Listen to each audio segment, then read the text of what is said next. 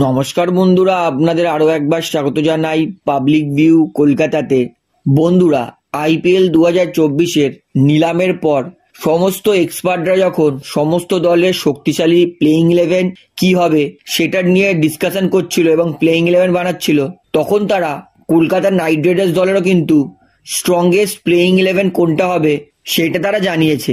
অর্থাৎ আজকের এই ভিডিওটিতে ক্রিকেট এক্সপার্টদের মতে কলকাতা নাইট রাইডার্স দলের শক্তিশালী প্লেইং ইলেভেন কি হবে সেটাই জানাবো। তাই অনুরোধ করে রাখবো ভিডিওটা শেষ পর্যন্ত দেখবেন, এবং ভিডিওটি শুরু করার আগে একটা ছোট্ট অনুরোধ করে রাখবো, যেহেতু এইখানে আপনারা খেলার সমস্ত রকম আপডেটস পেয়ে যাবেন, তাই অবশ্যই পাবলিক ভিউ কলকাতা এই চ্যানেলটিকে সাবস্ক্রাইব করে বেল আইকন প্রেস করে অল করে রাখবেন।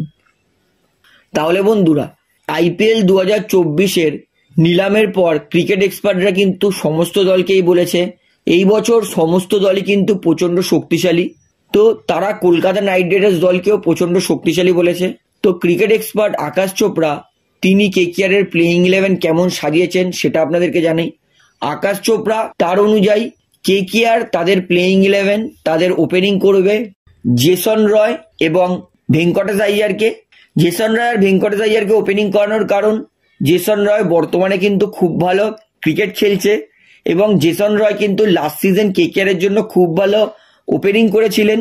তাই জেসন রয়কে আমি ওপেনিং করাবো এবং আমি শিওর গৌতম গম্ভীর জেসন রয়কে দিয়ে ওপেনিং করাবে এবং তার সঙ্গে রাইট লেফট কম্বিনেশনের জন্য ভেঙ্কটেশ আইয়ারকে খেলাবে। কারণ ভেঙ্কটেশ আইয়ার কেকেআর এর জন্য যত কটা ম্যাচ ভালো খেলেছে সেটা অ্যাজ আ ওপেনার, তাই আমি ভেঙ্কটেশ আইয়ার আর জেসন রয়কে ওপেনিংয়ে খেলাবো। ওয়ান ডাউনে আমি নামাবো নীতিশ রানাকে, কারণ Nitish Rana last season KKR এর জন্য ওয়ান ডাউনে কিন্তু চমৎকার ব্যাটিং করেছিলেন এবং নীতিশ রানা কিন্তু খেললে রাইট লেফট কম্বিনেশনটাও থাকবে, তাই নীতিশ রানাকে আমি ওয়ান ডাউনে নামাবো। টু ডাউনে আমি নামাবো শ্রেয়াস আইয়ারকে, কারণ বর্তমানে ভারতের বেস্ট মিডিল অর্ডার ব্যাটসম্যান সেটা কিন্তু শ্রেয়াস আইয়ার, এবং শ্রেয়াস আইয়ার দাঁড়িয়ে দাঁড়িয়ে লম্বা লম্বা ছয় মারার ক্ষমতা রাখে। তাই টু ডাউনে আমি, এবং সব থেকে ভালো পজিশন শ্রেয়াস আইয়ারের জন্য টু ডাউন, তাই টু ডাউনে আমি শ্রেয়াস আইয়ারকে রাখবো। রিঙ্কু সিংকে, কারণ রিঙ্কু সিং তিনি কিন্তু এমন একটা প্লেয়ার যে 10 বল খেলার পর পুরোপুরি সেট হয়ে যায় এবং তারপরে তিনি বিধ্বংসী ইনিংস খেলেন, এবং বর্তমানে ভারতের জন্য কিন্তু টি-20 ম্যাচে রিঙ্কু সিং 3 ডাউনে চমৎকার খেলেছে। তাই 3 ডাউনে এবং ম্যাচ ফিনিশারের দিকে আমি রিঙ্কু সিংকে রাখবো। 4 ডাউনে আমি রাখবো আন্দ্রে রাসেলকে, কারণ আন্দ্রে রাসেলও যদি 4-5 বল খেলে সেট হয়ে যায়, তারপর আন্দ্রে রাসেলও কিন্তু নিজের দমে ম্যাচ ফিনিশ করতে পারে এবং বর্তমানে আন্দ্রে রাসেল ভালো পারফরমেন্সও করছে।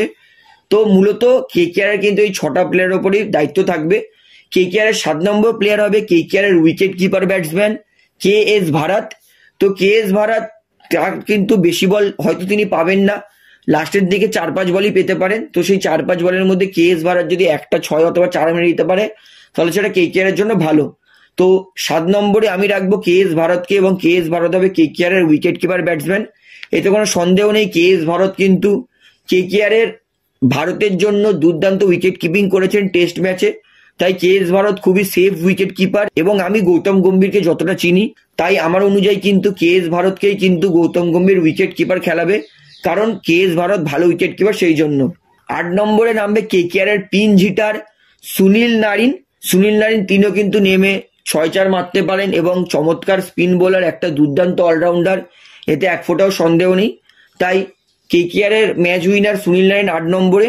9 নম্বরে নামবে কেকেআর এবং আইপিএল ইতিহাসে সব থেকে দামি প্লেয়ার মিচেল স্টার্ক, যাকে কেকেআর 24,75,00,000 টাকা দিয়ে কিনেছে। জাস্ট ইম্যাজিন করুন, এত টাকার প্লেয়ারকে কেকেআর কিন্তু 14টা ম্যাচ খেলাতেই চেষ্টাই করবে, আনলেস যদি না মিচেল স্টার্কের চোট লাগে অথবা মিচেল স্টার্ক কেকেআর এর ক্যাম্প ছেড়ে চলে যায়। তাছাড়া কেকেআর কিন্তু স্টার্ককে 14টা ম্যাচই খেলানোর চেষ্টা করবে। তো 9 নম্বরে নামবে মিচেল স্টার্ক। 10 নম্বরে Varun Chakravarthy, mystery spin bowler. Varun Chakravarthy কিন্তু এই বছর খুব ভালো বোলিং করেছে ডোমেস্টিকে এবং লাস্ট সিজন কেকেআর এর জন্য 20টা উইকেট নিয়েছে, তাই 10 নম্বরে বরুণ চক্রবর্তী। আর 11 নম্বরে নামবে সুয়েশ শর্মা, স্পিন বোলার, এবং তিনিও কিন্তু এবছর ডোমেস্টিকে প্রত্যেক ম্যাচে উইকেট নিয়েছেন। এবং সুয়েশ শর্মা 11 নম্বর প্লেয়ার রাখছি, এবং ইম্প্যাক্ট প্লেয়ার হিসেবে কেকেআর ব্যবহার করতে পারে হার্ষিদ রানাকে অথবা চেতন সাকারিয়াকে, দুটোর মধ্যে যে কোনো একটা বোলারকে। অর্থাৎ আমি এই প্লেইং ইলেভেন খেলাচ্ছি, এই প্লেইং ইলেভেনে কেকেআর প্রপার ব্যাটসম্যান পেয়ে যাচ্ছে জেসন রয়, নীতিশ রানা, শ্রেয়াস আইয়ার, রিঙ্কু সিং আর কেএস ভারত, এই 5টা প্রপার ব্যাটসম্যান পেয়ে যাচ্ছে। 3টে অলরাউন্ডার পেয়ে যাচ্ছে, ভেঙ্কটেশ আইয়ার, সুনীল নারিন, আন্দ্রে রাসেল। এই 3টে অলরাউন্ডারের মধ্যে কিন্তু রাসেল তিনি 2 ওভার বল করবেন, ভেঙ্কটেশ আইয়ার হয়তো 1 ওভার বল করতে পারেন এবং সুনীল নারিন 4 ওভার বল করবে। অর্থাৎ এখানেই কিন্তু 7টা ওভার কেকেআর এর হয়ে যাচ্ছে এবং তারপরে কেকেআর প্রপার বোলার হিসেবে যাদেরকে ব্যবহার করবে সেটা হচ্ছে মিচেল স্টার্ক, বরুণ চক্রবর্তী, সুয়াস শর্মা আর ইম্প্যাক্ট প্লেয়ার চেতন সাকারিয়া অথবা হর্ষিত রানা। অর্থাৎ কেকেআর কিন্তু এই 4টে প্রপার বোলারকে কিন্তু 4 ওভার করে করালে কিন্তু 16 ওভার পেয়ে যাচ্ছে। অর্থাৎ কেকেআর এত ভালো অলরাউন্ডার আর কেকেআর কাছে বোলিং অপশন আছে যে কেকেআর কাছে 7টা বোলার আছে।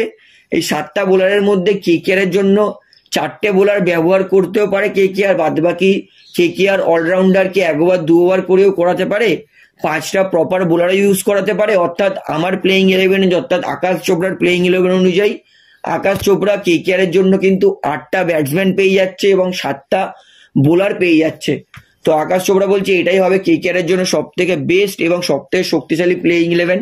তো আকাশ চোপড়ার আমার প্লেইং 11 কিন্তু অনেকটাই সমান এবং আমিও কিন্তু একই রকম প্লেইং 11ই কেকেআর এর খেলিয়েছি অনেকটা। তো বন্ধুরা, আপনার কি মনে হয় এই প্লেইং 11টা কেকেআর এর জন্য কেমন হবে সেটা আমাকে অবশ্যই কমেন্টে জানাবেন। তাহলে বন্ধুরা, আজকের এই ভিডিওটিতে আমার আপনাদেরকে এতটাই বলার ছিল। তো আশা করি ভিডিওটি আপনার ভালো লাগলো।